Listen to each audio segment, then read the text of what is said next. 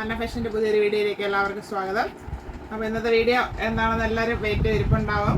നമ്മുടെ ഗീവയുടെ വീഡിയോ ആണ്. Last week എടുക്കാൻ പറ്റില്ല, അപ്പോൾ 2 വീക്സിൻ്റെ ഉണ്ട്. കുറേ അധികം പേര് ചെയ്തിട്ടുണ്ട്, കുറേ പേര് വിട്ടുപോയി. എന്തായാലും നമ്മൾ പറഞ്ഞു കഴിഞ്ഞാൽ ചെയ്യണമല്ലോ. കഴിഞ്ഞ ആഴ്ചയോട് കൂടി നടത്തുന്നു എന്നാണ് ഞാൻ പറഞ്ഞത്. അത് എടുക്കാൻ പറ്റാതിരുന്നതാണ് ഈ ആഴ്ചയിലോട്ട് നമുക്ക് മാറ്റിയത്. അപ്പോൾ ഇന്ന് നമ്മൾ ഗീവ് അവേ വിന്നറിനെ നമുക്ക് ഈ വിന്നറിനെ എടുക്കാം, എന്നിട്ട് ബാക്കി കാര്യങ്ങളിലോട്ട് പോവാം. അതാണ് നല്ലത്. ഇന്നത്തെ വിന്നർ ആരാണെന്ന് നമുക്ക് നോക്കാം. ഒരാളെടുക്കാൻ പോവാണ്. ഈ സെക്ഷനിലെ ലാസ്റ്റ് വിന്നറായിരിക്കാം. ഷംല മലപ്പുറമാണ് ഇന്നത്തെ വിന്നർ. ഷംല മലപ്പുറം. എന്തായാലും ഷംലയ്ക്ക് കൺഗ്രാജുലേഷൻ. ഈ സെക്ഷനിലെ ലാസ്റ്റ് വിന്നർ, അതായത് ഇങ്ങനത്തെ ഒരു സെക്ഷനിലെ ലാസ്റ്റ് വിന്നർ എന്നാണ് ഗിവ് അവയുടെ ഉദ്ദേശിച്ചത്. അടുത്ത സെക്ഷൻ നമ്മൾ തുടങ്ങാൻ പോവാണ്.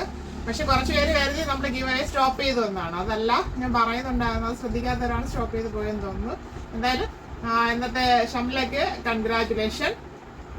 അപ്പം നമ്മുടെ ഇന്നത്തെ ഈ ടൈപ്പ് ഗിവ് അവേ എന്നോടുകൂടി അവസാനിച്ചിരിക്കുകയാണ്. അടുത്ത സെക്ഷൻ്റെ കാര്യങ്ങൾ ഞാൻ പറയാം. ഷംലയെ ഞാൻ കോൺടാക്ട് ചെയ്യുന്നതായിരിക്കും.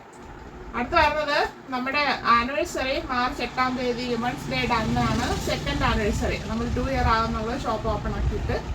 അപ്പോൾ അന്ന് നമ്മൾ ഭയങ്കരമായിട്ടുള്ള കാര്യങ്ങളാണ് ഷോപ്പിൽ ഒരുക്കിയിരിക്കുന്നത്. കഴിഞ്ഞ വർഷം നമ്മൾ ചെയ്തത് അന്ന് ഫാക്ടറി ഔട്ട്ലെറ്റ് പോലെ, അതായത് നമ്മൾ വാങ്ങിച്ചു കൊണ്ടുവരുന്ന റേറ്റിനാണ് അന്നത്തെ ആ ദിവസം പ്രോഡക്റ്റുകളെല്ലാം നമ്മുടെ കസ്റ്റമേഴ്സിന് കൊടുക്കുന്നത്. അങ്ങനെയാണ് കഴിഞ്ഞ വർഷവും ചെയ്തത്.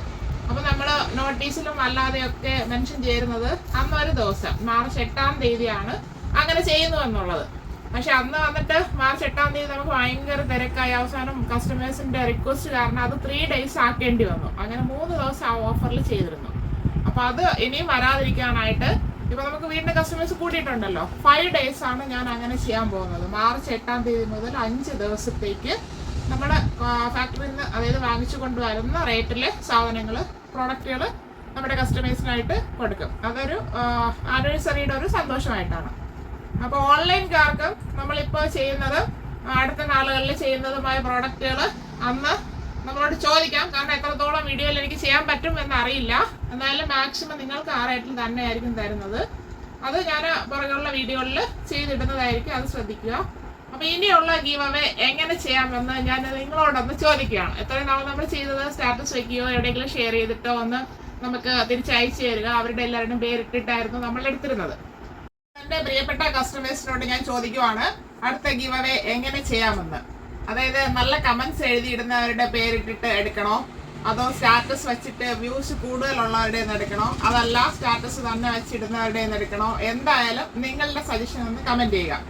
ഒന്നിൽ വീഡിയോയുടെ താഴെ ചെയ്യാൻ പറ്റാത്തവർക്ക് പേഴ്സണലോ എന്ത് വേണമെങ്കിലും ഗീവ് അവേ അടുത്ത, അല്ലെങ്കിൽ വേറെ എന്തെങ്കിലും ഐഡിയാസ് ഉണ്ടെങ്കിൽ ഗീവ് അവേ ഇങ്ങനെ ചെയ്യാമെന്ന് പറഞ്ഞ് എന്നെ ഒന്ന് അറിയിക്കുക.